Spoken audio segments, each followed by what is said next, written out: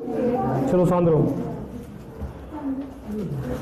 तो आज का अपना टॉपिक बंद कर लो गुरु।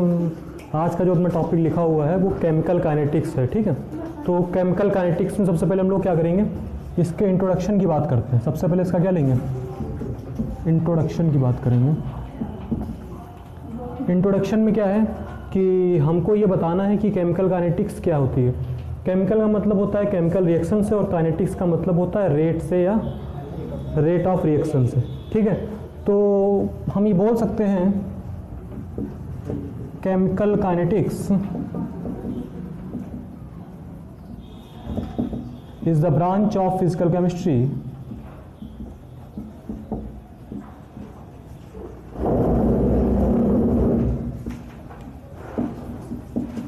which deals with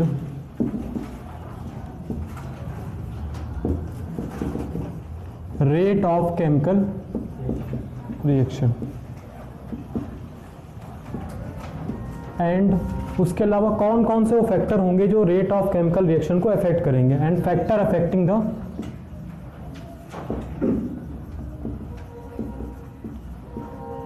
rate of reaction. अब बात करते हैं कि किन टाइप के केमिकल रिएक्शंस को हमको यहाँ पर स्टडी करना है, क्योंकि रिएक्शन जो है 3 टाइप के होते हैं अगर रेट के अकॉर्डिंग देखा जाए।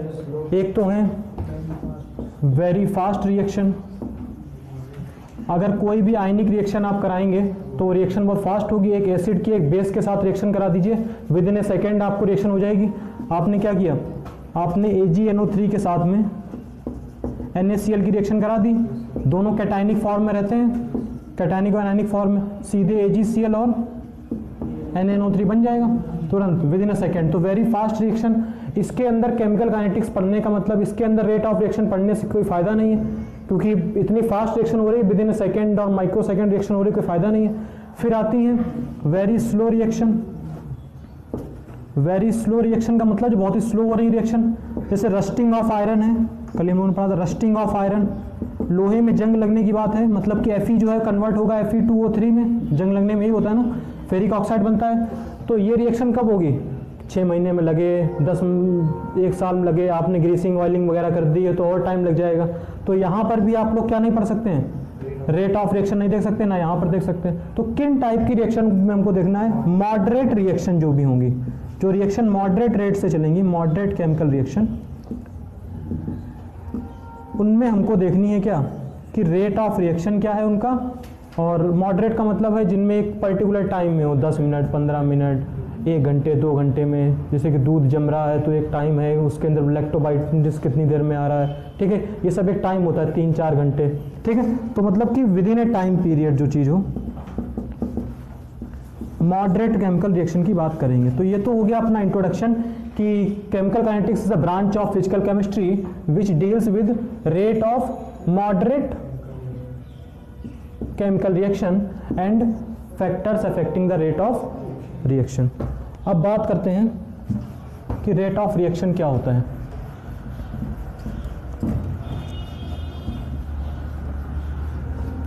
अब बात करेंगे रेट ऑफ रिएक्शन क्या होता है। इन जनरल अगर हम लोग रेट की बात करें तो रेट क्या होता है, किसी भी क्वांटिटी में change with respect to time. Time के रिस्पेक्ट में किसी क्वांटिटी में चेंज होना ही क्या कहलाता है, रेट कहलाता है। केमिस्ट्री की बात हो रही तो किस क्वांटिटी में चेंज होगा, चेंज इन कंसंट्रेशन, ठीक है। जो रिएक्टेंट होगा उसकी कंसंट्रेशन में चेंज होगा, या प्रोडक्ट होगा उसकी कंसंट्रेशन में चेंज होगा। रिएक्टेंट का कंसंट्रेशन धीरे धीरे घटेगा, प्रोडक्ट का कंसंट्रेशन धीरे धीरे बढ़ेगा। तो रेट ऑफ रिएक्शन में हम लोगों को 3 पार्ट में चीज़ पढ़नी है। सबसे पहले तो इसकी डेफिनेशन इन जनरल क्या होती है, जनरल डेफिनेशन इसकी क्या होती है। तो जनरल डेफिनेशन हम लोग ये बोल सकते हैं कि रेट ऑफ रिएक्शन जो आपका है वो आपका change in concentration upon change in time, कितने टाइम में ये चीज़ हुई है। अब अगर रिएक्टेंट आपका वॉल्यूम लिक्विड स्टेट में है तो आप कंसंट्रेशन में चेंज दे सकते हैं, लेकिन वही मान लीजिए रिएक्टेंट आपका अगर गैसियस स्टेट में है तो कंसंट्रेशन को ही हम लोग किससे रिप्रेजेंट कर देंगे, प्रेशर से, ठीक है। दोनों में आपस में रिलेशन भी होता है, PV बराबर nRT से आप वो रिलेशन निकाल भी सकते हैं। P बराबर N/V करेंगे, RT करेंगे तो P बराबर CRT, ये है कंसंट्रेशन और ये है प्रेशर, दोनों आपस में क्या है, प्रोपोर्शनल है, ठीक है। At a given temperature are, तो अपना गैस कांस्टेंट है, तो दोनों आपस में क्या है, प्रोपोर्शन है। तो जनरल हम लोगों ने बात कर ली है कि रेट ऑफ रिएक्शन जनरल में क्या होता है, ठीक है। अब बात करते हैं types of rate. Types of rate, कितने टाइप के रेट होते हैं? तो 3 टाइप के बेसिकली रेट आपके होते हैं टाइप्स ऑफ रेट की अगर बात की जाए।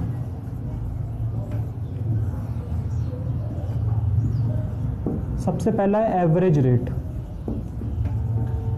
एवरेज रेट का मतलब ये होता है कि आप पूरे टाइम इंटरवल में देख रहे हैं कि कितने रेट में चेंज आया। मान लीजिए आपने देखा कि 40 सेकेंड में कंसंट्रेशन इतनी थी और 50 सेकेंड में कंसंट्रेशन इतनी हुई है। तो इसका मतलब जब भी आप एवरेज रेट निकालेंगे तो आपको क्या करना पड़ेगा, CT1 मतलब कि टाइम T1 पे कितनी कंसंट्रेशन है माइनस CT2 और अपॉन में क्या करेंगे T1 माइनस T2। इसको बंद कर लीजिए इसको, ठीक है। बाहर हम लोग प्लस और माइनस का साइन लगाते हैं। प्लस माइनस का साइन हम लोग इसलिए लगाते हैं कि मान लेते हैं कि CT1 से कभी जरूर थोड़ा कि रेट ऑफ रिएक्शन CT1 कम हुआ CT2 ज्यादा हुआ। अगर ऐसा कोई केस हुआ जहाँ पे CT1 कम हो गया CT2 ज्यादा हो गया तो वहां पर क्या होगा, ओवरऑल माइनस का साइन आएगा। जब माइनस का साइन आएगा तो यहाँ पर भी माइनस का साइन आएगा, उसको न्यूट्रलाइज कर लेगा। क्यों? क्योंकि रेट कभी भी नेवर भी निगेटिव। आप अगर एक बाइक से जा रहे हैं, आपने एकदम से ब्रेक मारा तो हो सकता है कि रेट एकदम से 0 हो जाए, इंस्टेंट गाड़ी रुक जाए। ऐसा थोड़ा होगा कि गाड़ी पीछे चली जाएगी, गाड़ी पीछे जाने को सवाल ही नहीं है। तो इसका ना रेट कभी भी निगेटिव नहीं होगा, इसलिए हमने प्लस माइनस का साइन यहाँ पर लगा दिया। एवरेज रेट का मतलब यही होता है कि आपको दिया जाएगा 40 सेकेंड में इतना है, 50 सेकेंड में इतना है, टाइम इंटरवल में आपको पूरे को देखना है। सेकेंड होता है instantaneous rate. Instantaneous rate IR जिस समय लिखेंगे वो होता है एक पर्टिकुलर टाइम पे। मतलब कि अगर आपको बोल दिया कि 10 सेकेंड में रेट इतना है, 10वें सेकेंड में रेट कितना है, 20वें सेकेंड में रेट कितना है, उसके लिए क्या यूज किया जाता है, इंस्टेंटेनियस रेट, ठीक है। इसका फॉर्मूला होता है प्लस माइनस तो आगे लगाना ही है, dc/dt। dc का मतलब होता है कितनी कंसंट्रेशन है उस टाइम इंटरवल में, ठीक है।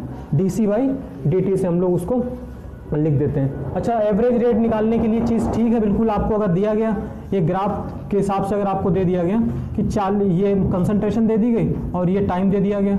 कंसंट्रेशन दे दी गई 40 जो भी मोल पर लीटर में दिए 40 मोल पर लीटर, और यहाँ पे टाइम दे दिया गया है 10 सेकेंड में है। फिर आगे दिया गया 20 सेकेंड में, ये हो गया आपका 30 हो गया मोल पर लीटर। तो आप आसानी से निकाल सकते हैं कि 10 में कितना था, 40 माइनस 30 और 10 माइनस 20, जो भी आएगा इसका ऊपर 10 आया, नीचे 10 आया, बाद में 1 मतलब माइनस आएगा, बाहर माइनस को कॉम्प्लीमेंट बन, ठीक है। इसे निकालने के लिए क्या काम करेंगे, इसे निकालने के लिए ग्राफ आपको दिया जाएगा। मान लीजिए ये ग्राफ आपको ऐसे करके दे दिया गया, ठीक है। ये ग्राफ आपको दिया गया, इस साइड में कंसंट्रेशन लिखा है, इस साइड में टाइम लिखा है, ठीक है। आप इस ग्राफ पे एक टेंजेंट ड्रॉ करेंगे। क्या ड्रॉ करेंगे, टेंजेंट। टेंजेंट जानते हैं ना, जो इस पॉइंट पे टच करते हुए इस ग्राफ पे जाए और एक बार यहाँ पर काटे और यहाँ पर काटे, ठीक है। अगर आपसे कह दिया गया कि इस पॉइंट पे बताइए कितना है, तो आप क्या करना है, यहाँ से एक टेंजेंट ड्रॉ करनी है, यहाँ पर कुछ काटेगी। मान लीजिए यहाँ पर काट दिया 6 मोल पर लीटर, यहाँ पर काट दिया 40 सेकेंड, तो आपको करना क्या है, ऊपर रख देना है 6/40, ठीक है। ऐसे करके आपको निकाल लेना है इंस्टेंटेनियस रेट। वैसे इसकी कम जरूरत पड़ेगी, ये जाना आता नहीं है। एक वर्ड और आता है इनिशियल रेट। क्या वर्ड आता है, इनिशियल रेट। इनिशियल रेट क्या है, अगर आप क्या करें, इनिशियल रेट निकालने के लिए आपको क्या करना है, इनिशियल जो आपने ये dc/dt निकाला है ना, यहाँ पर एक कंडीशन रख दें t=0, तो जो इनिशियल रेट होगा वो आपका निकल आएगा। एक आपको फंक्शन दिया है मान लीजिए, और उसमें आपने t=0 रख दिया, तो उसके बाद जो रेट आएगा वो आपका क्या हो जाएगा, इनिशियल रेट हो जाएगा। तो ये तो बात हो गई टाइप्स ऑफ रेट की।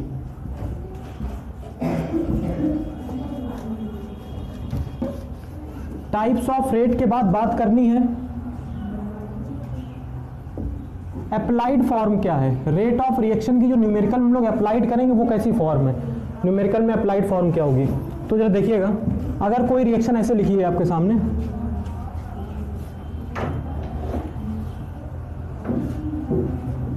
Na से Mb बन रहा है, ठीक है। इसका मतलब क्या हुआ, जब एट टी बराबर टी जीरो, स्टार्टिंग टाइम पे क्या होगा, केवल रिएक्टेंट ही रिएक्टेंट होगा। ये रिएक्टेंट लिखा है और ये क्या लिखा है, प्रोडक्ट लिखा है। स्टार्टिंग टाइम पे क्या होगा, केवल रिएक्टेंट ही रिएक्टेंट होगा। मान लीजिए रिएक्टेंट कंसंट्रेशन ए नॉट है स्टार्टिंग में, ठीक है।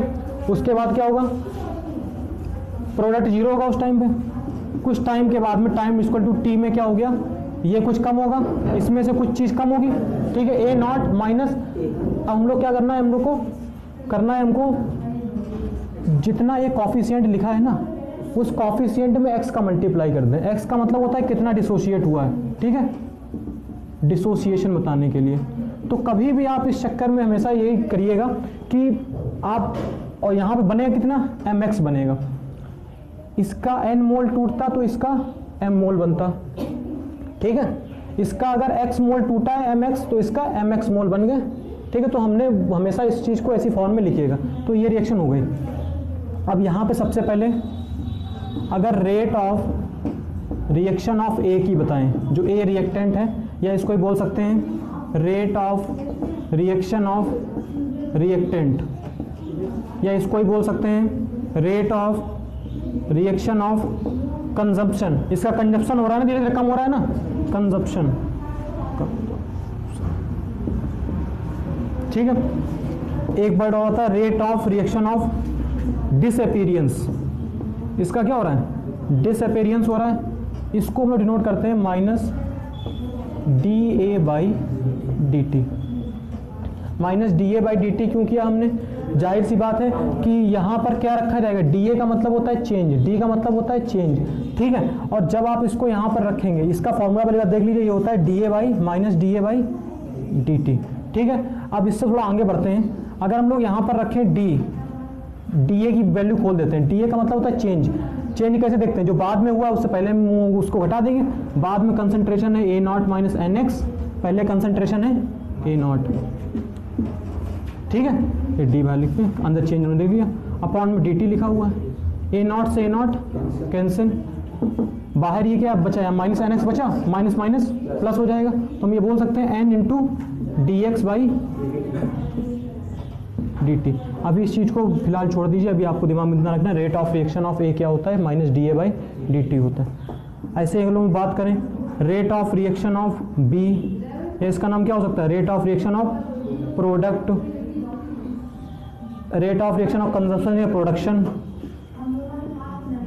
डिसअपीयरेंस की देंगे अपीयरेंस, इतने नाम हो सकते हैं। ये होगा D B by D T. यहाँ पर माइनस का साइन लगाने की जरूरत नहीं है, क्योंकि हमेशा बाद वाली वैल्यू पहले वाली वैल्यू से ज़्यादा होगी। तो ये दो चीज़ें आपको मालूम पड़ गई, rate of reaction of A और rate of reaction of B, ठीक है। अभी हमने पूरी केमिकल रिएक्शन का रेट नहीं देखा है, अभी हमने केवल क्या देखा, ए कितनी रेट से रिएक्शन कर रहा है और बी कितनी रेट से रिएक्शन कर रहा है। अब अच्छा इसमें भी देखिएगा जरा, अगर रखें हम लोग, इसमें माइनस हुआ नहीं, M X plus zero upon D T, यहाँ से क्या बनेगा M into D x by D T, ठीक है।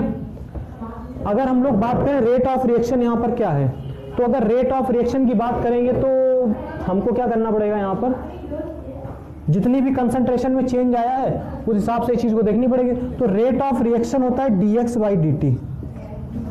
इस चीज को जरा यहाँ से इतना समझ गया ना, यहाँ तक ये चीज, दो चीजें याद रखना, एक ये और एक ये हमने निकाला है अभी, ठीक है। तो या हम इसको ऐसे बोल सकते हैं कि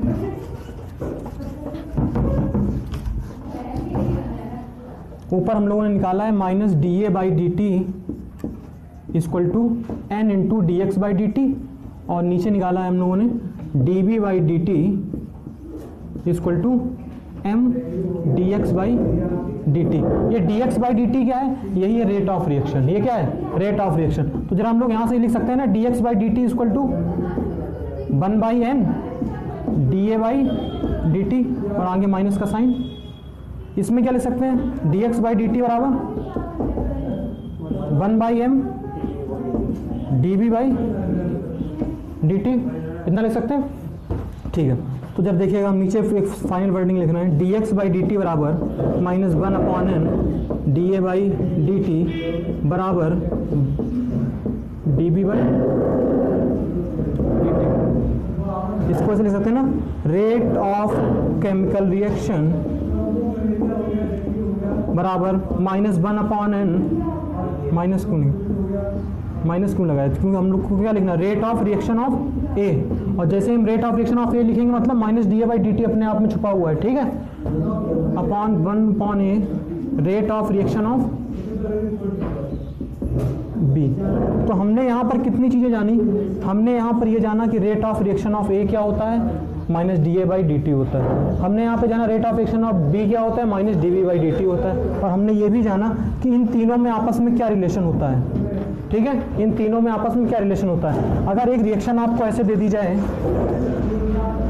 N2 + 3H2 जिससे बन रहा है 2NH3, ठीक है, आपको दे दिया गया rate of reaction of N2 दे दिया गया, rate of reaction of NH3 दे दिया गया, ये पूछ लिया गया, मान ली कोई एक दे दिया गया आपको रिएक्शन, तो इसके लिए कैसे लिखेंगे हम लोग, देखिएगा रेट ऑफ रिएक्शन dx/dt हो जाएगा बराबर 1/3 -dN2/dt बराबर 1/3 -dH2/dt।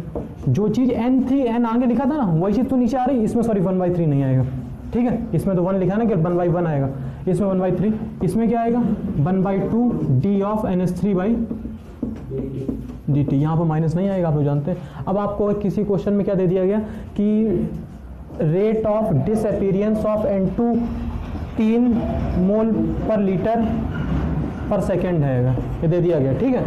तो आप क्या करेंगे, आप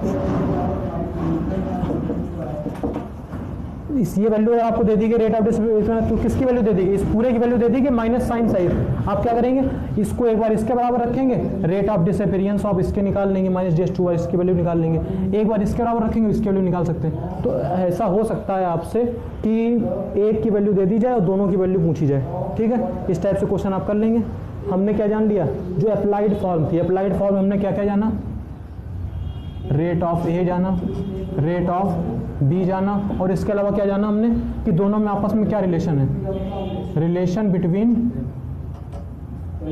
rate of reaction and rate of A and rate of B, इतनी चीज़ें इसमें जानी, ठीक है। अब नेक्स्ट पार्ट में मूव करते हैं।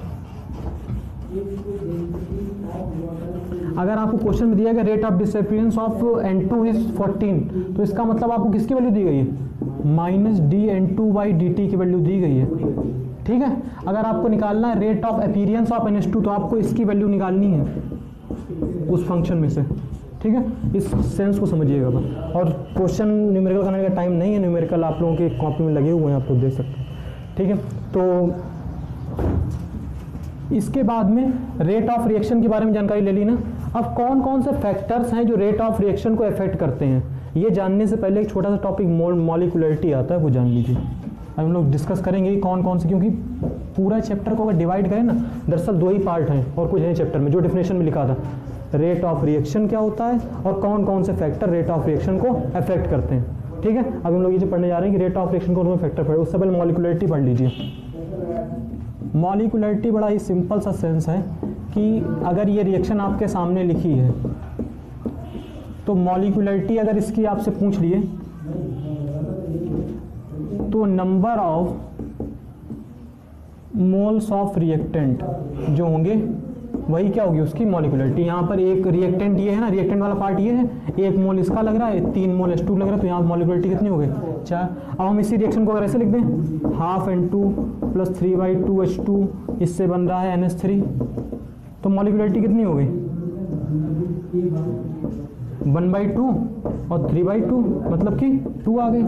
तो जो भी रिएक्शन आपको दिया है उसमें रिएक्टेंट पार्ट में जितने मोल्स पार्टिसिपेट कर रहे हैं उनको सिंपली जोड़ दीजिए, मॉलिक्यूलरिटी आ जाएगी। But it is not the order, order एक डिफरेंट चीज़ है, ठीक है। मॉलिक्यूलरिटी आसानी से आ जाएगी, ऑर्डर नहीं आएगी। तो हमने मॉलिक्यूलरिटी के बारे में भी जान लिया। अब मेन चीज़ पे आते हैं हम लोग, फैक्टर्स अफेक्टिंग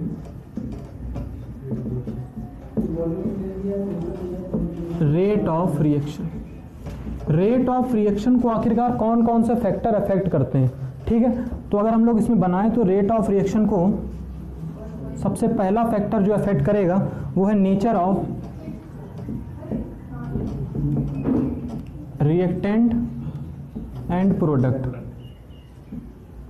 ठीक है, कि जो आपका रिएक्टेंट है और जो आपका प्रोडक्ट है उसका नेचर क्या है, तो पहली हेडिंग को डिस्कस करते हैं सबसे पहले, nature of reactant and product. इसके अंदर कुछ पॉइंट पढ़ने हैं। सबसे पहले तो पॉइंट जो है, नेचर का मतलब क्या होता है, physical state of reactant and product, ठीक है।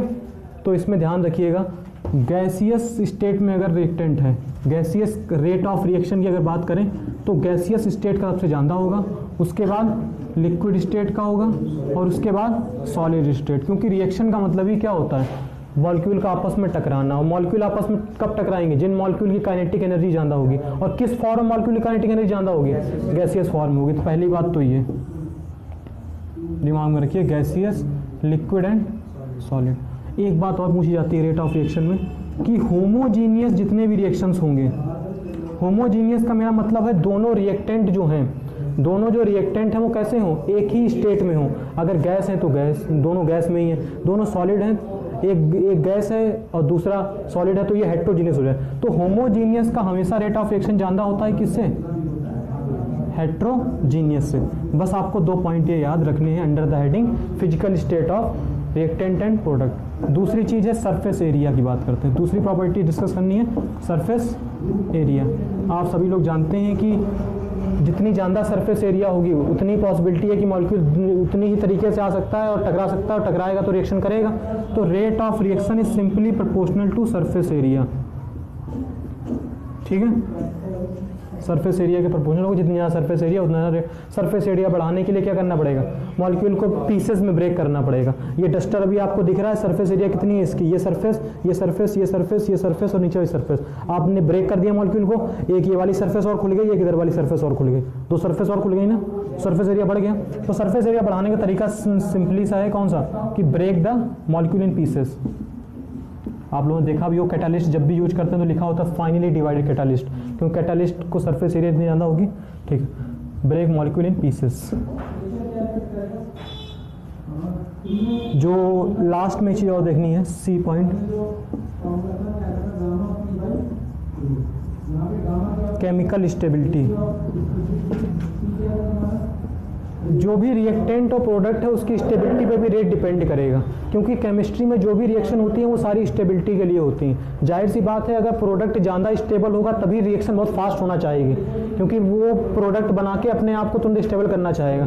तो इसका मतलब क्या है कि जो रेट ऑफ रिएक्शन है, जो रेट ऑफ रिएक्शन है वो प्रोपोर्शनल है किसके, स्टेबिलिटी ऑफ प्रोडक्ट। जितना ज़्यादा प्रोडक्ट स्टेबल होगा उतनी ज़्यादा रेट ऑफ रिएक्शन होगी, और अपोजिट प्रोपोर्शनल है स्टेबिलिटी ऑफ रिएक्टेंट। और मान लीजिए उल्टा, रिएक्टेंट ज़्यादा स्टेबल है तो रिएक्शन होना ही नहीं चाहिए, अगर होना नहीं चाहिए तो रेट ऑफ रिएक्शन कम हो जाएगा।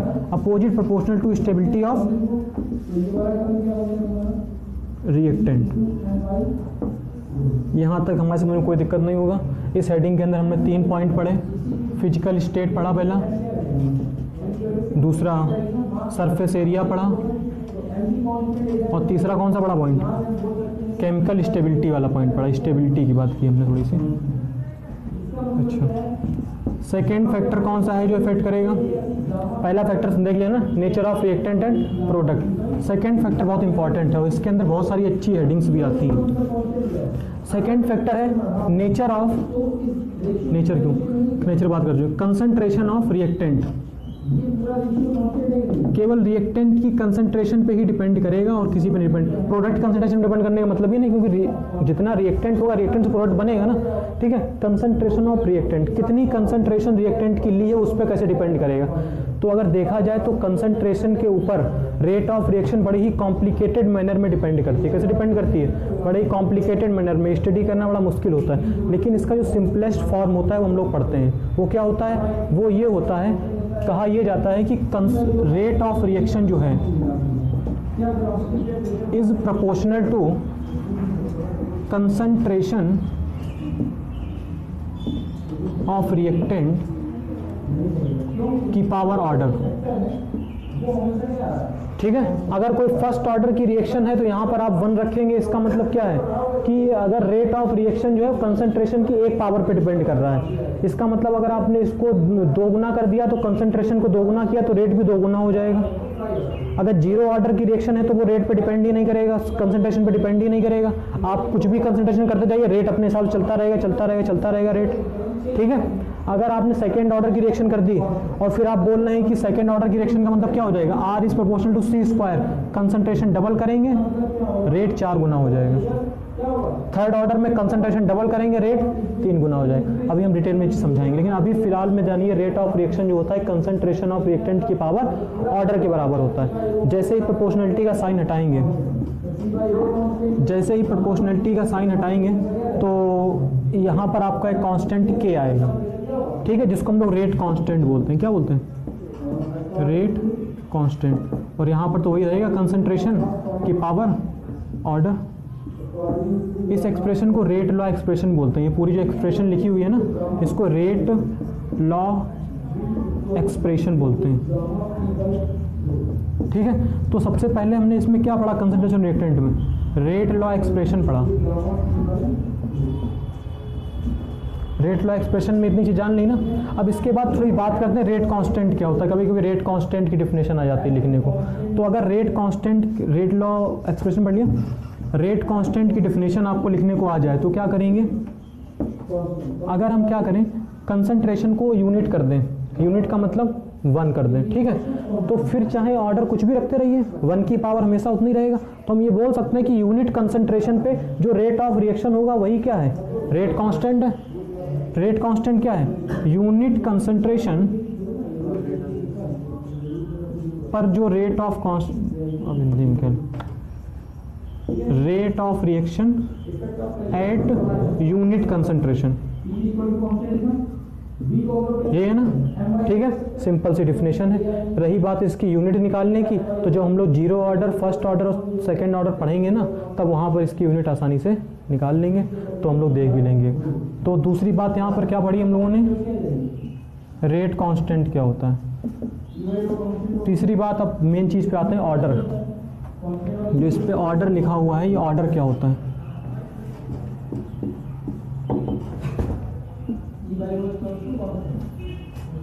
ऑर्डर की डेफिनेशन ये दी गई है, rate law expression sum of power of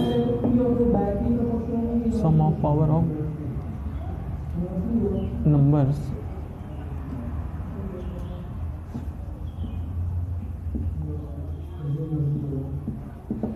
written in rate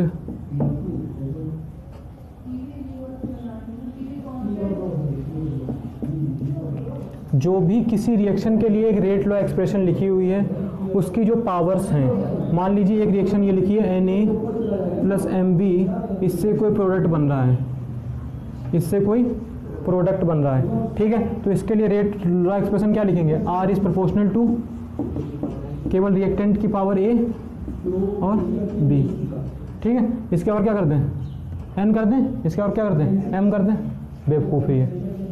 order एक एक्सपेरिमेंटल क्वांटिटी है। आप कभी भी इसके आगे लिखे हुए कॉफिशिएंट को देखकर ये नहीं बता सकते हैं कि इसका ऑर्डर क्या है। ऑर्डर इज टोटली ये एक्सपेरिमेंटल क्वांटिटी, या तो रिएक्शन में दी जाएगी, और अगर रिएक्शन में नहीं दी गई है तो कुछ हिंट ऐसा दिया जाएगा जिससे आप ऑर्डर निकाल सकें। ऑर्डर को देख के तुम्हारे अंदर कोई नजर नहीं आ जाएगी ये रिएक्शन लिखा हुआ, अच्छा ऑर्डर इसमें इसका हुआ कोई। तो इसके ऊपर हम इसीलिए एक्स और बाई लिख रहे हैं, जो भी पावर दी जाएगी आपको, ठीक है। कोई ज़रूरी नहीं है कि क्या हो, यही हो सकती है या नहीं हो सकती है, कोई ज़रूरी नहीं, ठीक है। आपको कुछ ट्रिक्स बताएंगे जिससे आप फाइंड करेंगे। तो यहाँ पर अगर हम लोग ऑर्डर की बात करें तो ऑर्डर क्या हो जाएगा, order with respect to A is x, order with respect to B is y, और टोटल ऑर्डर क्या हो जाएगा x प्लस बाई। अब ये तो समझ गए कि ऑर्डर क्या होता है। दरअसल जो कंसंट्रेशन की पावर में जो भी चीज़ें लिखी हुई हैं रेट लॉ एक्सप्रेशन में, उसकी पावर का बस सम है ऑर्डर, और कुछ नहीं है ऑर्डर, ठीक है। इतना समझ गए। इसके बाद में ऑर्डर के बारे में कुछ इंपॉर्टेंट पॉइंट जान लेते हैं। अच्छा, कुछ एग्जांपल इसके पहले दे दें। ऑर्डर की डेफिनेशन जानी, डेफिनेशन के बाद थोड़ा एग्जांपल इसके ले लेते हैं। तो जरा हम आपको एग्जांपल के थ्रू बताएंगे। N2O5 अगर लिखा है, इससे आपका NO2 बन रहा है, 2NO2 और प्लस 4 लग गए, 10 4 3O2। ये रिएक्शन ले रही है ना, ठीक है। कितने ऑर्डर की रिएक्शन है, अगर इसका रेट लॉ एक्सप्रेशन लिखा जाए तो यही होगा, R इस प्रोपोर्शनल का साइन हटेगा, A की पावर A क्यों है, A तो यहाँ पे N2O5 है, रिएक्टेंट वाला साइड लिखा जाएगा। पावर कितना लिख दें, 2 लिख दें, पता नहीं है। एक्सपेरिमेंटल देखा गया कि इसका ऑर्डर 1 होता है, ऑर्डर ऑफ रिएक्शन इसका क्या है 1। तो यहाँ से आपको अंदाजा लगा होगा ना कि ऑर्डर जो है कॉफिशिएंट पे डिपेंड नहीं करेगा, उस पर ही डिपेंड करेगा। तो एक बात तो ये समझ में आ गई, हमने ऑर्डर की रिएक्शन में दे दिया। और जो एग्जांपल है वो आपको एक बात इसमें इंपॉर्टेंट पॉइंट में और ये भी याद रखनी है कि जो ऑर्डर ऑफ रिएक्शन आपका होता है ना, वो मेनली जो होते हैं रिएक्टेंट के ही टर्म होते हैं, ठीक है। लेकिन कभी कभी क्या होता है कि एक एग्जांपल आपका O3 वाला ऐसा है तो जिससे क्या होता है 2O3 जो है वो 3O2 में कन्वर्ट होता है। तो इसका जो इसका रेट लॉ एक्सप्रेशन जो लिखा जाता है वो K इक्वल टू O3 की पावर 1 और O3 की पावर 2 यहाँ से नहीं लिया हमने इसे, और O2 भी आ जाता है, रिएक्टेंट प्रोडक्ट भी आता है एक ही रिएक्शन के वजह से, जो -1 हो जाएगा और यहाँ पे जो ओवरऑल निकलेगा रेट ऑफ रिएक्शन वो कितना आएगा 2 - 1 / 1। तो बस एक ही रिएक्शन ऐसा है जिसमें आपका क्या है प्रोडक्ट का टर्म भी शामिल हुआ, लेकिन जनरली हम लोग यही देखते हैं कि concentration of reactant he rate of reaction को इफेक्ट करती है, प्रोडक्ट नहीं करता। बस एक एग्जांपल था, हमने आपको बता दिया ये वाला। इसके अलावा अब अगर एग्जांपल भी देख लिए, एग्जाम्पल के बाद में कुछ इंपॉर्टेंट पॉइंट भी जाना, जिसमें जाना हमने कि एक्सपेरिमेंटल क्वांटिटी होता है, और एक एग्जाम्पल ऐसा भी था जिसपे ये करता है। इसके अलावा एक इंपॉर्टेंट पॉइंट ये भी जान लीजिए कि जो रेट ऑफ रिएक्शन होता है वो कंडीशन पे भी डिपेंड करता है। मान लीजिए कोई रिएक्शन अगर लो प्रेशर पे 0 ऑर्डर किया हो तो हाई प्रेशर पे हो सकता है फर्स्ट ऑर्डर की हो, तो इस पर डिपेंड करता है, ठीक है। ये सब बातें अलग थी। अब मेन बात आती है कि इसको आप फाइंड कैसे करेंगे, मेथड ऑफ फाइंडिंग ऑर्डर को फाइंड कैसे करना है। तो कुछ चीज़ें याद रखिएगा, ऑर्डर को फाइंड करने की कुछ बातें याद रखिएगा। मेथड फॉर फाइंडिंग ऑर्डर, अगर कहीं पर भी क्वेश्चन के दौरान ये वर्ड यूज कर दिया गया सिंपल एलिमेंट्री रिएक्शन, क्या लिखिएगा सिंपल एलिमेंट्री रिएक्शन, और लिख दिया गया सिंगल स्टेप रिएक्शन, क्या लिख दिया गया सिंगल स्टेप रिएक्शन, तो उस दौरान क्या होगा, उस दौरान जो आपके आगे कॉफिशिएंट लगे होंगे ना, रिएक्टेंट के आगे जो कॉफिशिएंट लगे होंगे वही बराबर हो जाएंगे किसके, ऑर्डर पे पहुंच जाएंगे। एग्जाम्पल जरा देखिएगा, H2 + I2 लिखा है और किसी क्वेश्चन में लिख दिया गया this is a single step reaction. तो इसका मतलब अब इसकी जो रेट लॉ एक्सप्रेशन लिखेंगे उसको ऐसे लिख सकते हैं हम लोग, H2 की पावर 1 और I2 की पावर 1, आगे 1 लिखा लिख सकते हैं। इसका ये मतलब बिल्कुल भी नहीं, अगर ये रिएक्शन फर्स्ट ऑर्डर की है तो जरा ये बताइए ये रिएक्शन कितने ऑर्डर की हो जाएगी, ठीक है, बिल्कुल सेम देखने में लग रही है, लेकिन ये 0 ऑर्डर की रिएक्शन है, ठीक है। तो जब तक ये वर्ड ना यूज करे तब तक तुम कॉफिशिएंट की पावर में उस चीज़ को नहीं लिखोगे, पहली बात समझ में आई। तो अगर ये वर्ड कहीं पे यूज कर दिया तो आप लोग क्या कर सकते हैं, जो कॉफिशिएंट की पावर है उनको यहाँ पे यूज कर सकते हैं। दूसरा तरीका क्या होता है निकालने का, दूसरा तरीका देखिएगा, from unit of rate constant. अगर आपको न्यूमेरिकल दे रहा है और उसमें रेट पूछ रहा है और मान लीजिए एक न्यूमेरिकल में आपको दे दिया गया कि इस न्यूमेरिकल में ए की कंसंट्रेशन इतनी है, बी की कंसंट्रेशन, रिएक्टेंट ए और रिएक्टेंट बी कंसंट्रेशन इतनी है, रेट कांस्टेंट इतना है, उसका रेट ऑफ रिएक्शन बताइए। तो रेट लॉ एक्सप्रेशन बनाएंगे, उसके लिए रेट लॉ एक्सप्रेशन बनाएंगे तो उसके ऊपर ऑर्डर की वैल्यू लिखनी पड़ेगी। ऑर्डर की वैल्यू मान लीजिए नहीं दी है तो क्या करेंगे, तो करना आपको बस इतना है कि जो रेट कांस्टेंट लिखा है, रेट कांस्टेंट तो देगा आपको ना, रेट कांस्टेंट की यूनिट को देखना है। किसको देखना है, यूनिट, जो पीछे यूनिट लिखी हुई है उसकी यूनिट के हिसाब से आप लोग क्या करेंगे, उसकी यूनिट के हिसाब से आप लोग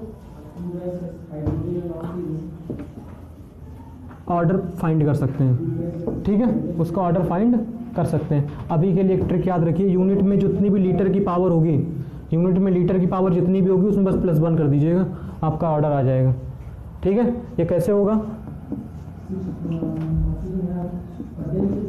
इस चीज़ का एक्सप्लेनेशन हम आपको बाद में दे देंगे।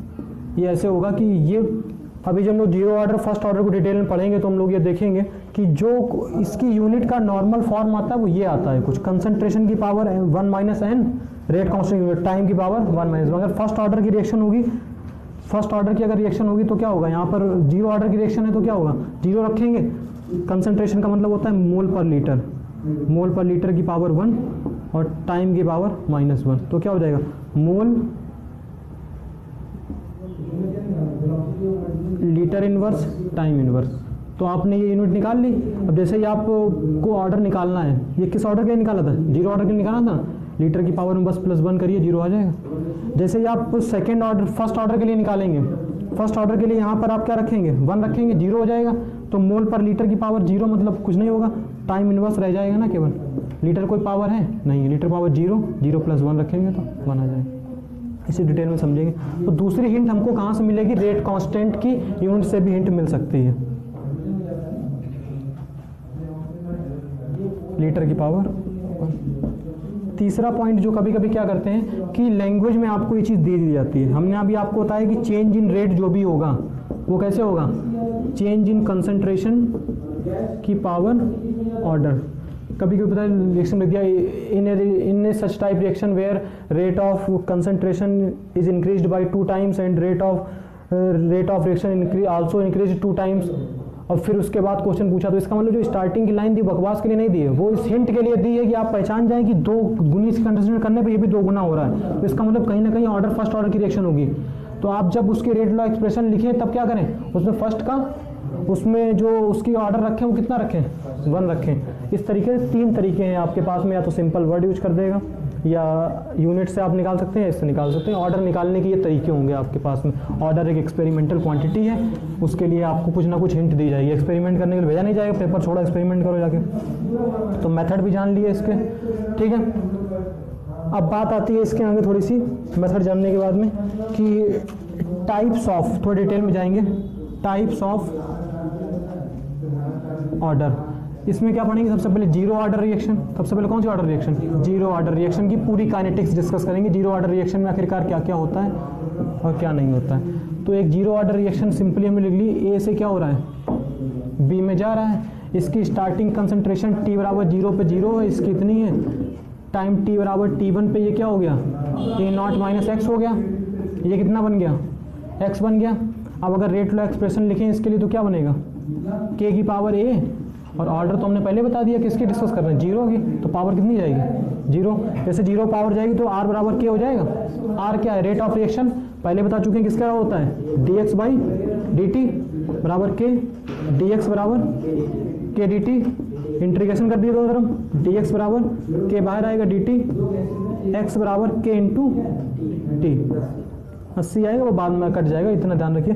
x क्या है यहाँ पर, x क्या है, जितना मोल डिसोशिएट हुआ है, जितना मोल डिसोशिएटेड मोल्स अगर आपको निकालने हैं, डिसोशिएटेड मोल्स, तो उसके लिए x बराबर kt आ गया। अब यहाँ से कुछ भी पूछ सकता है आपसे, पूछ सकता है कि इस टाइम के, वहाँ पे टाइम लिखना है ना, इस टाइम के बाद में बताइए कि रिएक्टेंट कितना बचा है, तो a0 तो दिए होगा, a0 में से x को हटा दीजिए, निकाल लीजिए। इस टाइम के बाद में b कितना बना है, तो x की वैल्यू सिंपली वहाँ पे रखिए, उतना बनेगा। वो सब आपके दिमाग पे आप कितना यूटिलाइज कर लेते हैं उसको। यहाँ से क्या बता सकता है, यहाँ से आप लोग x की वैल्यू रख के किसी टाइम पे एक ही कंसंट्रेशन बता सकते हैं, किसी टाइम पे x कंसंट्रेशन बता सकते हैं, मतलब b कंसंट्रेशन बता सकते हैं जो कि x के बराबर ही होगी। एक हाफ लाइफ टाइम की बात आती है जो कि आप समझ जाएंगे।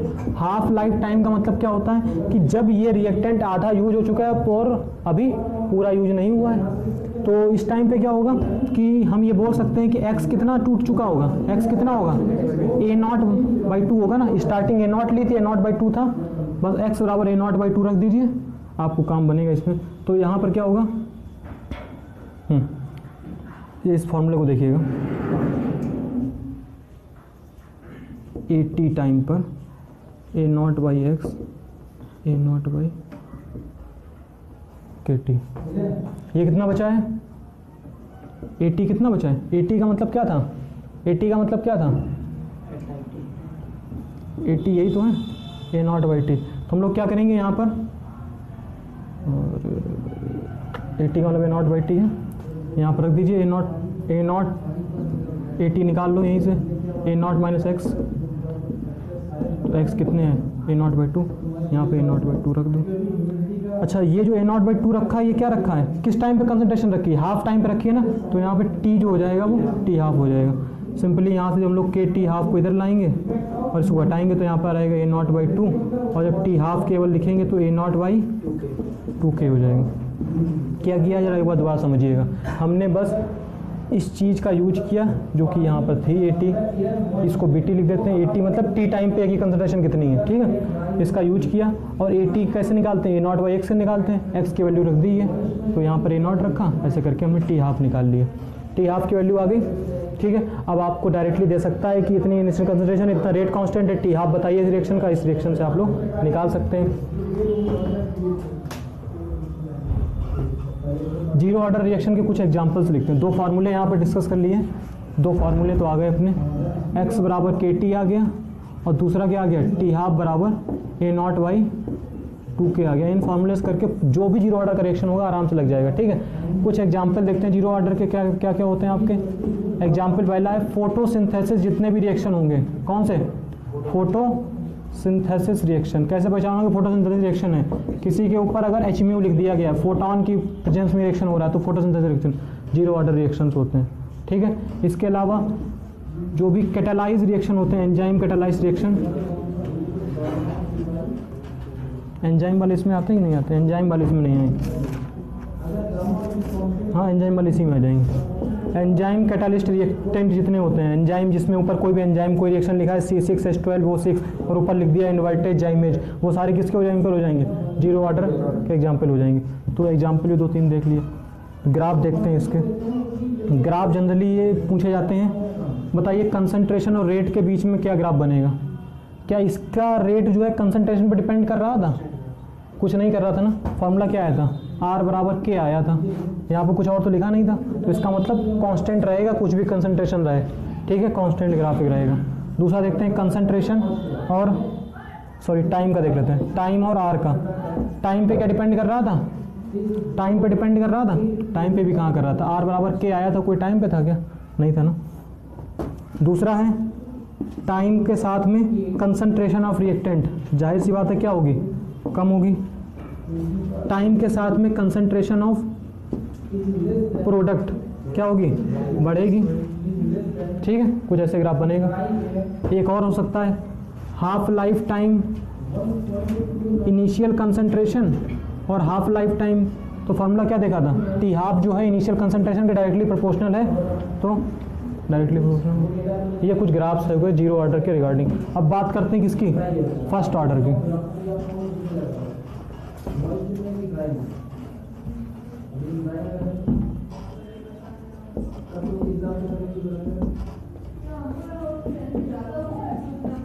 टाइम कितना हो गया देखो इसमें जरा,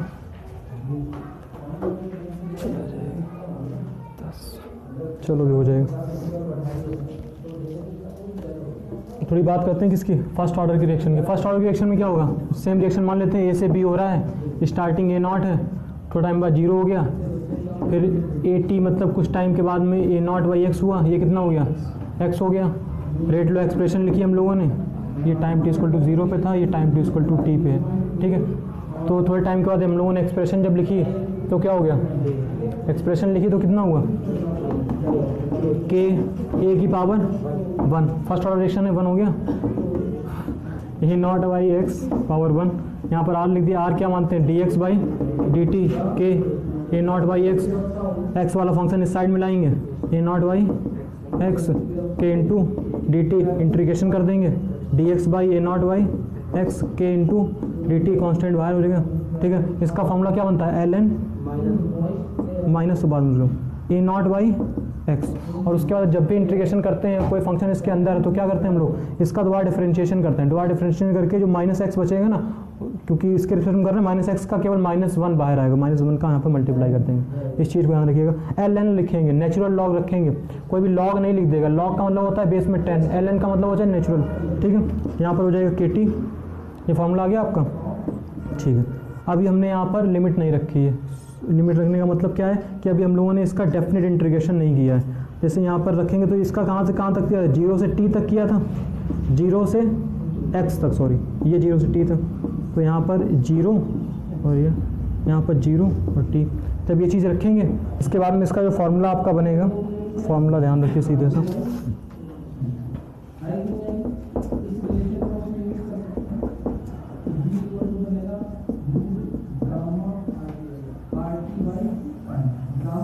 कैसे हुआ जरा एक बार समझ लीजिए। यहाँ के बाद में जैसे आप लिमिट रखेंगे, लिमिट रखने के बाद में इधर साइड में तो KT आ जाएगा, इधर साइड में जो चीज़ आएगी ना, इधर साइड में जो भी फंक्शन आएगा वो कुछ यूँ आएगा ln a0 minus ln a0 minus x, क्योंकि पहले ये वाली लिमिट रखी हम लोगों ने, पहले ये वाली लिमिट रखी अपर लिमिट, फिर लोअर लिमिट रखते हैं। अपर लिमिट रखी यहाँ पर तो a0 माइनस एक्स रहा, माइनस का a0 minus x. Lower limit जब रखी तो माइनस करके रखते हैं, तो लोअर लिमिट जब रखेंगे तो माइनस का a0 आएगा, माइनस पहले ही बाहर लगा हुआ है, माइनस माइनस प्लस, तो प्लस का l0 हो गया। अभी वो जानते हैं लॉन्ग क्या हो जाएगा, l बराबर KT। ln को जब लॉन्ग कन्वर्ट करते हैं 2.303 से मल्टीप्लाई कर देते हैं, यहाँ से जब k निकालेंगे तो बस t यहाँ पर सिंपली ले आए हम लोग, वही नीचे किया गया। तो ये फार्मूला आ गया किसके लिए, k के लिए वैल्यू आ गई, ठीक है। तो k का फार्मूला यहाँ से निकाल लिया। इसके बाद अगर इसके हाफ लाइफ की बात की जाए तो हाफ लाइफ पे क्या होता है, x कितना टूट जाएगा, a0 बाई x हो जाएगा। इस फार्मूले में सिंपली रख दीजिए,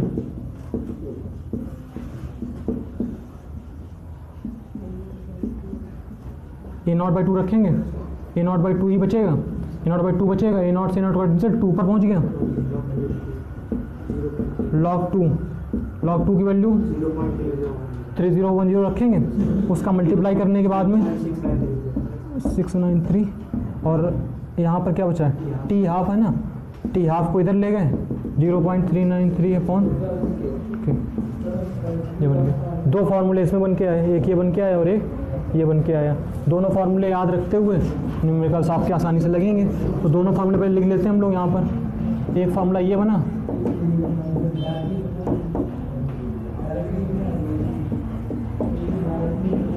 और एक फार्मूला टी हाफ का, इधर देखो, इधर ध्यान दो, ये बन गया, ठीक है। हो सकता है आपसे पूछे 75% कितने कंप्लीट होगा तो x की वैल्यू कितनी रख देंगे, 3a0/5 a0/4, तो जितना बचेगा a0/4 बच जाएगा, 25% बच जाएगा, ठीक है। ऐसे करके कर लेंगे न्यूमेरिकल्स को। कुछ एग्जाम्पल इसके दें, इसके एग्जाम्पल जो होंगे जितने भी आपके क्या हो, रेडियो एक्टिव रिएक्शन है, रेडियो एक्टिव डिसइंटीग्रेशन, जितने भी रिएक्शन होंगे वो सारे क्या होंगे, इसी के अंदर आएंगे। क्यों आएंगे इसके अंदर, जरा एक एग्जाम्पल समझते हैं। आप लोग जानते हैं कि इसका जो रेट है, इसका जो टाइम है, ये टाइम ये इनिशियल कंसंट्रेशन पे डिपेंड नहीं कर रहा है, इनिशियल कंसंट्रेशन पे डिपेंड नहीं कर रहा है। और एक टाइम ये चीज़ बोली जाती है कि जो जितने भी आपके फर्स्ट ऑर्डर के रिएक्शन होते हैं वो कभी कंप्लीट नहीं होते हैं। और आप लोग जानते हैं रेडियो एक्टिव जितने भी डिसइंटीग्रेशन आज भी हो रहे हैं, जहाँ भी परमाणु बम गिरे वहाँ पर आज भी वो रिएक्शंस चल रही है। क्यों चल रही है, क्योंकि जो आपकी फर्स्ट ऑर्डर की रिएक्शंस होती है वो इनिशियल कंसंट्रेशन पर डिपेंड नहीं करती, पहली बात। और दूसरी बात, जो आपकी फर्स्ट ऑर्डर की रिएक्शंस होती हैं वो इसके कंसंट्रेशन की एक पावर पे डिपेंड करती है। मतलब कि रेट क्या होगा, इसकी कंसंट्रेशन पे डिपेंड हो रहा है। मान लीजिए 50% रिएक्शन कंप्लीट हो गई, मतलब रिएक्टेंट कंसंट्रेशन 50% रहेगी, तो रेट अपने आप कम हो जाएगा, फिर और कम हो जाएगा। ऐसे होते होते जब इस पर डिपेंड कर रहा है तो कभी भी रिएक्शन ये कंप्लीट नहीं होगी। एक ग्राफ बना के हम लोग बाद में देखेंगे, लेकिन अभी इतना टाइम इसमें नहीं है। एक दो ग्राफ इसके बना लेते हैं। अगर कंसंट्रेशन और इधर लिखें हम लोग टाइम और इधर लिखें कंसंट्रेशन ऑफ रिएक्टेंट की, तो लगातार क्या हो रही है, कम हो रही है। एक टी हाफ वाला ग्राफ बड़ा फेमस है। टी हाफ और कंसंट्रेशन के बीच में कोई रिलेशन है क्या, हाफ लाइफ पीरियड और टी कंसंट्रेशन के बीच कोई रिलेशन है, इनिशियल कंसंट्रेशन के बीच कोई रिलेशन है, नहीं है ना, तो कांस्टेंट चीज़ है, ठीक है। A0 के भी कोई रिलेशन नहीं। ये दो ग्राफ इसमें याद रखिएगा। एक स्यूडो यूनिमोलिकुलर रिएक्शन भी आती है बात। एक क्या बात आती है, स्यूडो यूनिमोलिकुलर रिएक्शन। जो रिएक्शंस दिखें कि उसका ऑर्डर 2 है, लेकिन उनका ऑर्डर एक्चुअल में कितना है, फर्स्ट ऑर्डर की रिएक्शन है। मान लीजिए कि आपने एक ये एस्टर लिया, इसका हाइड्रोलिसिस कराया, C2H5 COOH बना और C2H5OH बना, ठीक है। तो देखने में ये क्या होगा, इसकी पावर 1 और इसकी पावर 1, लेकिन वाटर के ऊपर डिपेंड ही नहीं करता है, केवल इस पर डिपेंड करेगा और रेट ऑफ रिएक्शन कितना हो जाएगा, 1 हो जाएगा। तो फर्स्ट ऑर्डर में भी हम लोगों ने क्या क्या पढ़ा, इसके सबसे पहले दो फार्मूला पढ़ा, उसके बाद में एग्जाम्पल पढ़ा, ग्राफ पढ़ा, और ग्राफ के बाद में थोड़ा स्यूडो के बारे में भी जानकारी ली। इस तरीके से हमने टाइप्स ऑफ रिएक्शन भी देख लिए। तो जो सेकेंड पॉइंट था कंसंट्रेशन पे डिपेंड कर रहा है ना, उस पर इतनी चीज़ें हम लोगों ने पढ़ी। थर्ड पॉइंट जो होता है बोलता है टेम्परेचर पे भी डिपेंड करता है। Factors affecting rate of reaction, temperature भी इसको अफेक्ट करता है। टेम्परेचर कैसे अफेक्ट करता है? टेम्परेचर को अफेक्ट करने के लिए एक वर्ड आता है टेम्परेचर कॉफिशिएंट। हर 10 डिग्री सेंटीग्रेड पर ये डबल नहीं होता है, हर 10 डिग्री सेंटीग्रेड पे ये आपका बढ़ता रहता है धीरे धीरे, ठीक है। और इसके लिए आपका फॉर्मूला भी है, उसका फॉर्मूला आपको लिखाई देना है। कभी भी टेम्परेचर पे अगर डिफिशियंसी देखनी है आपको तो RT1 डैश बराबर RT की पावर थीटा की पावर n, इस फॉर्मूले का यूज करिएगा। यहाँ पर ये है temperature coefficient, temperature coefficient, n क्या है? n है change in temperature by 10, change in temperature by 10। अगर आपसे क्वेश्चन दिया गया कि ये है न्यू रेट और ये है इनिशियल रेट जितना था, मतलब ओल्ड रेट जितना, क्या चेंज आया, ठीक है। अगर आपको दे दिया गया कि किसी रिएक्शन का टेम्परेचर 30 डिग्री सेंटीग्रेड से 80 डिग्री सेंटीग्रेड कर दिया गया है, ठीक है, 30 डिग्री सेंटीग्रेड से 80 डिग्री सेंटीग्रेड कर दिया गया है, उसका स्टार्टिंग का रेट जो था वो R था, ओल्ड रेट उसका कितना था? R था। तो बताइए उसका न्यू रेट कितना होगा? तो जिसका जो न्यू रेट होगा ना RT डैश, जो न्यू रेट होगा, स्टार्टिंग का रेट R, साथ में कॉफिशिएंट, टेम्परेचर कॉफिशिएंट की वैल्यू दे दी गई, मान लीजिए 2 है, ठीक है। टेम्परेचर कॉफिशिएंट की वैल्यू हमेशा 2 और 3 के बीच में लाई की जाती है और आपको दी जाएगी। इसकी वैल्यू 2 दे दी गई, 2 रख दी, 30 से 80 हो रहा, मतलब 50 का चेंज आ रहा। 50 बाई 10 कितना होगा?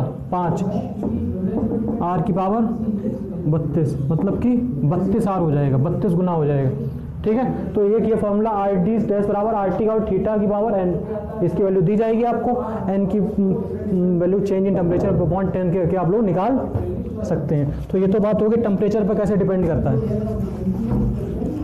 टेम्परेचर के लिए एक फार्मूला देख लिया। एक बात है कैटालिस्ट पे कैसे डिपेंड करता है। कैटालिस्ट भी तो करता है, रेट ऑफ रिएक्शन को बढ़ाता है, रेट ऑफ रिएक्शन को बढ़ाता है। सिंपल सी बात है, अगर पॉजिटिव कैटालिस्ट है, कैटालिस्ट जहाँ तक पॉजिटिव ही होते हैं तो रेट ऑफ रिएक्शन को इंक्रीज कर देगा। पॉजिटिव कैटालिस्ट जो होंगे रेट ऑफ रिएक्शन को क्या करेंगे? इंक्रीज कर देंगे, और जो भी निगेटिव कैटालिस्ट हैं रेट ऑफ रिएक्शन को डिक्रीज कर देंगे। 95% पॉजिटिव कैटालिस्ट ही होते हैं। कैटालिस्ट की बात आई है तो थोड़ी सी बात एक्टिवेशन एनर्जी की भी करनी पड़ेगी। किसकी बात करनी पड़ेगी? एक्टिवेशन एनर्जी की। तो यहाँ फैक्टर खत्म हो जाते हैं, लेकिन एक इसमें पॉइंट और आता है activation energy.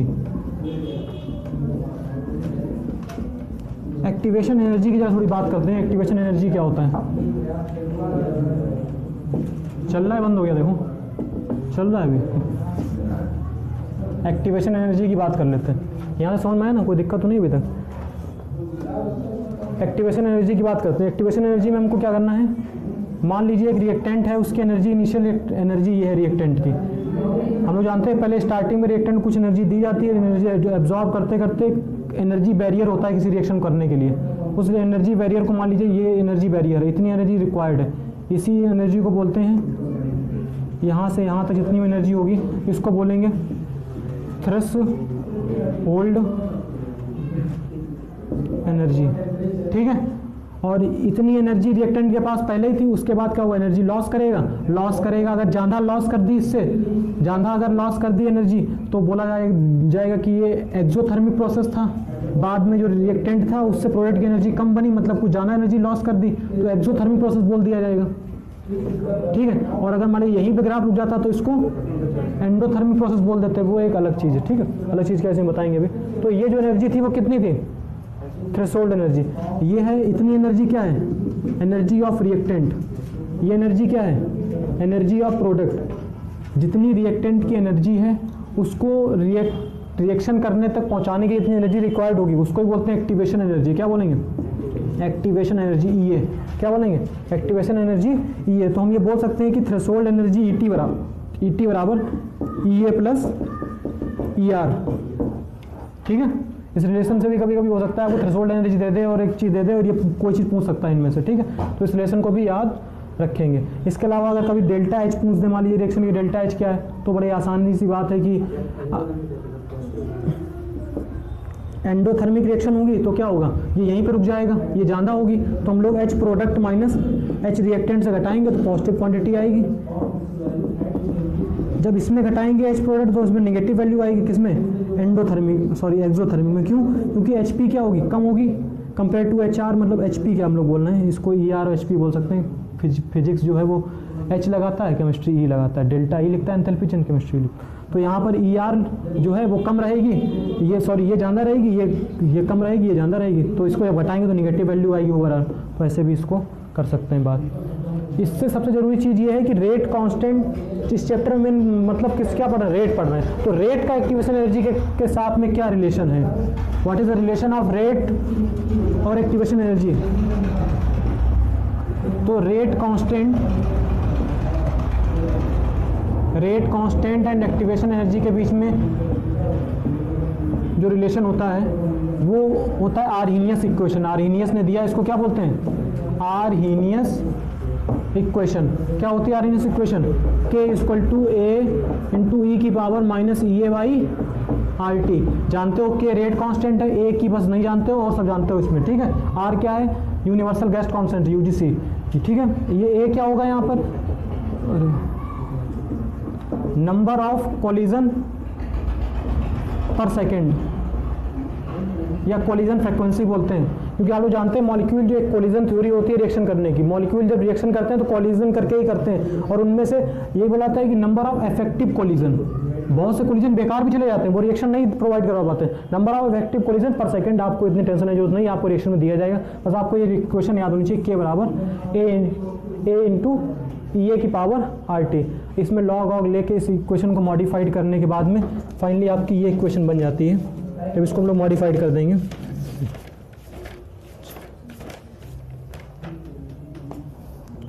log K2 upon K1 बराबर EA 2.303 R1 upon T2 minus 1 upon T1। किया कुछ नहीं, बस में जैसे लॉग लोगे तो ये EA अपॉन RT अपने आप आगे आ जाएगा, T1 T2 चेंज होगा तो यहाँ पर रख दिया गया, और कुछ नहीं। आप लोग इसका डेरिवेशन आसानी से देख सकते हैं। तो ये भी इक्वेशन यूज किया थी, कभी कभी क्या कर देगा कि इस T1 टेम्परेचर पे K1 दे दिया गया है आपको, और T2 टेम्परेचर पे K2 पूछ लिया गया, तो इस इक्वेशन से आप लोग निकाल सकते हैं। तो this is all about this chapter, और आप लोग बस बाकी रिवाइज कर सकते हैं। तो एक्टिवेशन एनर्जी हम लोगों ने क्या क्या पढ़ा, एक्टिवेशन एनर्जी में एक तो कॉन्सेप्ट पढ़ा थ्रेशोल्ड एनर्जी का ET, EA और ER का, और उसके बाद रिलेशन देखा, relation between EA and K। तो पूरा चैप्टर जरा एक बार ध्यान से देखिएगा क्या क्या हमने किया इस चैप्टर में। सबसे पहले हमने इस चैप्टर का इंट्रोडक्शन लिया था। इंट्रोडक्शन में हमने ये जाना कि केवल मॉडरेट रेट के रिएक्शन ये काम कर पाएंगे। उसके बाद रेट ऑफ रिएक्शन की डेफिनेशन दी, एक जनरल डेफिनेशन देने पे हमने ये क्या कहा था, एक जनरल डेफिनेशन दी कि कोई भी क्वांटिटी में चेंज हो, और केमिस्ट्री में क्या होगा, rate of change in concentration upon time. उसके बाद टाइप्स ऑफ रेट की बात की तो 3 टाइप के रेट बताए, एवरेज रेट, इंस्टेंटेनियस रेट और इनिशियल रेट। एवरेज रेट बताया एक टाइम पीरियड में होगा, इंस्टेंटेनियस रेट का मतलब तुरंत का तुरंत एक ही टाइम पे, और अप्लाइड फॉर्म में जो हमने क्या बताया था, हमने बताया कि रेट ऑफ रिएक्शन क्या होगा, माइनस DA/dt होगा रिएक्टेंट का, प्रोडक्ट का DB/dt होगा, और उन दोनों का जो रिलेशन होगा ना वो कॉफिशिएंट होगा, पॉइंट में आ जाएगा, रिलेशन बताया। मॉलिक्यूलरिटी की बात की, जितने नंबर ऑफ मोल्स पार्टिसिपेट कर रहे हैं रिएक्टेंट के रिएक्शन में।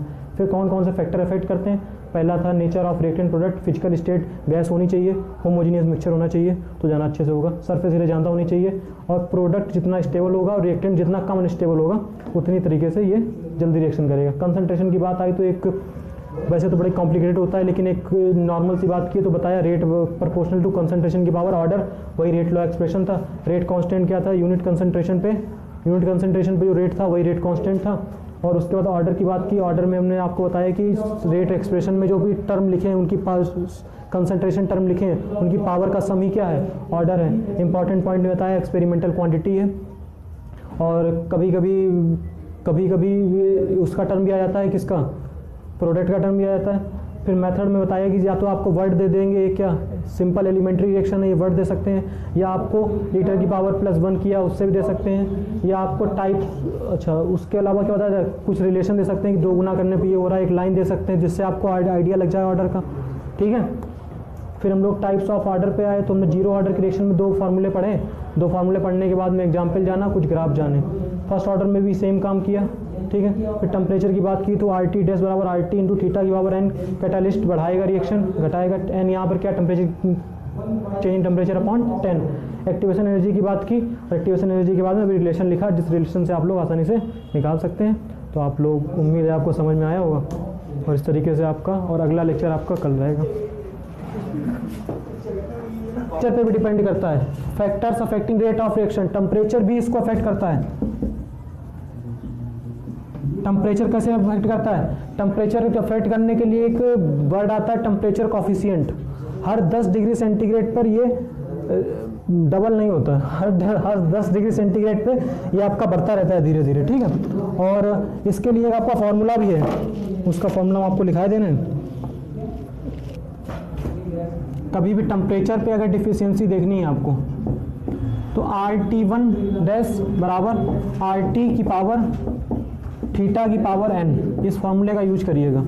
यहाँ पर ये है temperature coefficient, temperature coefficient, n क्या है? n है change in temperature by 10, change in temperature by 10। अगर आपसे क्वेश्चन दिया गया कि ये है न्यू रेट और ये है इनिशियल रेट जितना था, मतलब ओल्ड रेट जितना, क्या चेंज आया, ठीक है। अगर आपको दे दिया गया कि किसी रिएक्शन का टेम्परेचर 30 डिग्री सेंटीग्रेड से 80 डिग्री सेंटीग्रेड कर दिया गया है, ठीक है, 30 डिग्री सेंटीग्रेड से 80 डिग्री सेंटीग्रेड कर दिया गया है, उसका स्टार्टिंग का रेट जो था वो R था, ओल्ड रेट उसका कितना था? R था। तो बताइए उसका न्यू रेट कितना होगा? तो जिसका जो न्यू रेट होगा ना, RT डैश जो न्यू रेट होगा, स्टार्टिंग का रेट R, साथ में कॉफिशिएंट, टेम्परेचर कॉफिशिएंट की वैल्यू दे दी गई, मान लीजिए 2 है, ठीक है। टेम्परेचर कॉफिशिएंट की वैल्यू हमेशा 2 और 3 के बीच में लाई की जाती है और आपको दी जाएगी।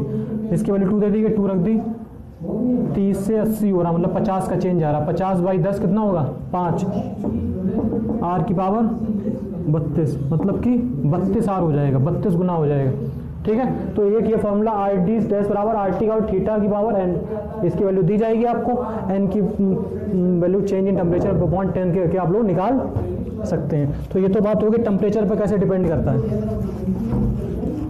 टेम्परेचर के लिए फॉर्मूला देख लिया। एक बात है कैटालिस्ट पे कैसे डिपेंड करता है। कैटालिस्ट भी तो करता है, रेट ऑफ रिएक्शन को बढ़ाता है, रेट ऑफ रिएक्शन को बढ़ाता है। सिंपल सी बात है, अगर पॉजिटिव कैटालिस्ट है, कैटालिस्ट जहाँ तक पॉजिटिव ही होते हैं तो रेट ऑफ रिएक्शन को इंक्रीज कर देगा। पॉजिटिव कैटालिस्ट जो होंगे रेट ऑफ रिएक्शन को क्या करेंगे? इंक्रीज कर देंगे, और जो भी निगेटिव कैटालिस्ट हैं रेट ऑफ रिएक्शन को डिक्रीज कर देंगे। 95% पॉजिटिव कैटालिस्ट ही होते हैं। कैटालिस्ट की बात आई है तो थोड़ी सी बात एक्टिवेशन एनर्जी की भी करनी पड़ेगी। किसकी बात करनी पड़ेगी? एक्टिवेशन एनर्जी की। तो यहाँ फैक्टर खत्म हो जाते हैं, लेकिन एक इसमें पॉइंट और आता है एक्टिवेशन एनर्जी। एक्टिवेशन एनर्जी की जरा थोड़ी बात करते हैं। एक्टिवेशन एनर्जी क्या होता है? चल रहा है, बंद हो गया, देखो चल रहा है अभी। एक्टिवेशन एनर्जी की बात कर लेते हैं। यहाँ से समझ में आया ना, कोई दिक्कत तो नहीं अभी तक? एक्टिवेशन एनर्जी की बात करते हैं। एक्टिवेशन एनर्जी में हमको क्या करना है? मान लीजिए एक रिएक्टेंट है, उसकी एनर्जी, इनिशियल एनर्जी ये है रिएक्टेंट की। हम लोग जानते हैं पहले स्टार्टिंग में रिएक्टेंट कुछ एनर्जी दी जाती है, एनर्जी एब्जॉर्ब करते करते एनर्जी बैरियर होता है किसी रिएक्शन करने के लिए। उस एनर्जी बैरियर को मान लीजिए ये एनर्जी बैरियर है, इतनी एनर्जी रिक्वायर्ड है। इसी एनर्जी को बोलते हैं, यहाँ से यहाँ तक जितनी एनर्जी होगी इसको बोलेंगे थ्रेशोल्ड एनर्जी, ठीक है।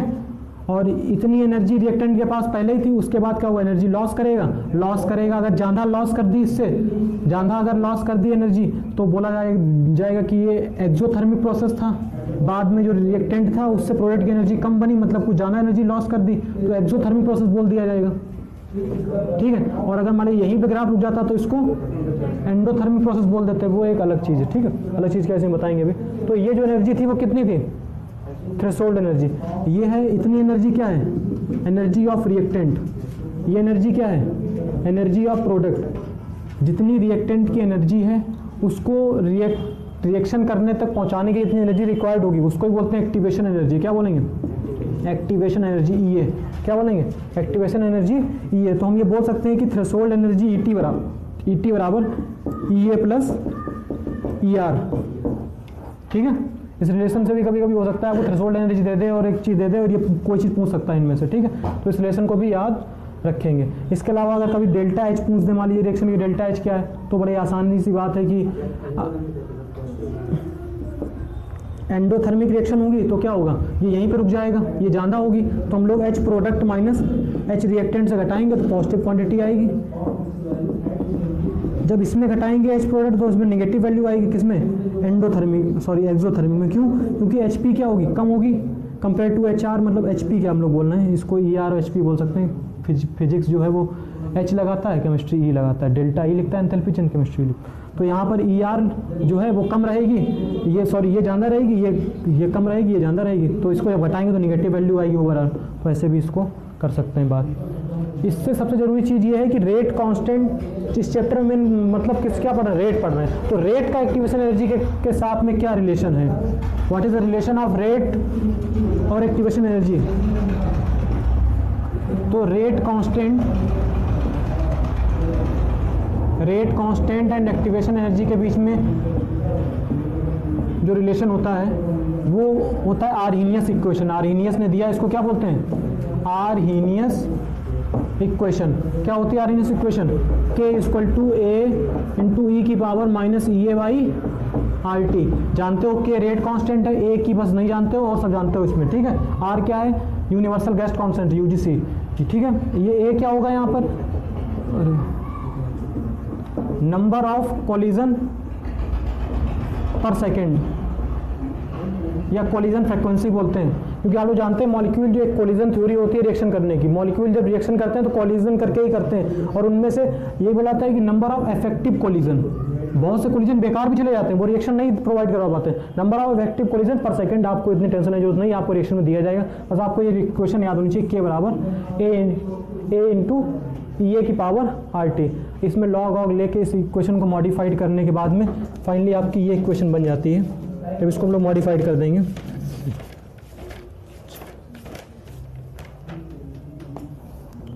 लॉग K2 अपॉन K1 बराबर EA 2.303 R 1 upon T2 minus 1 upon T1।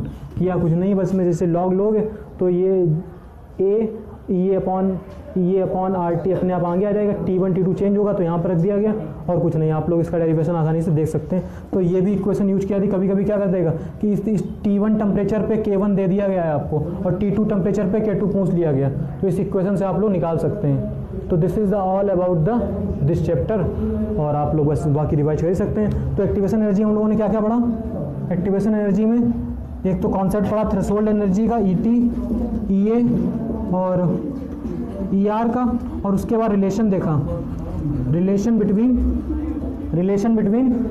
EA and K।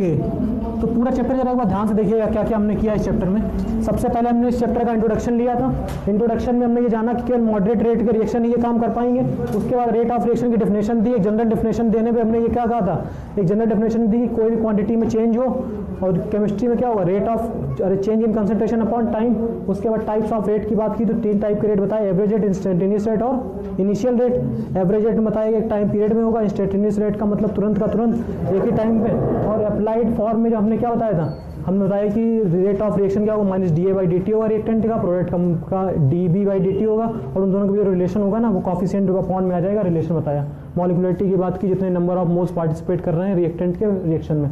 फिर कौन कौन से फैक्टर अफेक्ट करते हैं, पहला था nature of reactant product, physical state gas होनी चाहिए, होमोजीनियस मिक्सचर होना चाहिए तो जाना अच्छे से होगा, सरफेस एरिया जानता होनी चाहिए, और प्रोडक्ट जितना स्टेबल होगा और रिएक्टेंट जितना कम अनस्टेबल होगा उतनी तरीके से ये जल्दी रिएक्शन करेगा। कंसंट्रेशन की बात आई तो एक वैसे तो बड़े कॉम्प्लिकेटेड होता है, लेकिन एक नॉर्मल सी बात की तो बताया रेट प्रोपोर्शनल टू कंसंट्रेशन की पावर ऑर्डर, वही रेट लॉ एक्सप्रेशन था। रेट कांस्टेंट क्या था, यूनिट कंसंट्रेशन पे जो रेट था वही रेट कांस्टेंट था। और उसके बाद ऑर्डर की बात की, ऑर्डर में हमने आपको बताया कि रेट एक्सप्रेशन में जो भी टर्म लिखे हैं उनकी कंसंट्रेशन टर्म लिखे हैं उनकी पावर का सम ही क्या है, ऑर्डर है। इंपॉर्टेंट पॉइंट में बताया एक्सपेरिमेंटल क्वांटिटी है, और कभी कभी उसका टर्म भी आ जाता है, किसका, प्रोडक्ट का टर्म भी आ जाता है।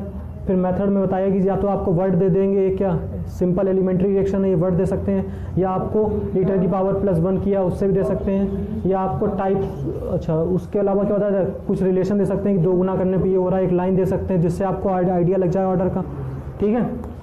फिर हम लोग टाइप्स ऑफ ऑर्डर पे आए, तो हमने 0 ऑर्डर के रिएक्शन में 2 फार्मूले पढ़े, 2 फार्मूले पढ़ने के बाद में एग्जाम्पल जाना, कुछ ग्राफ जाने।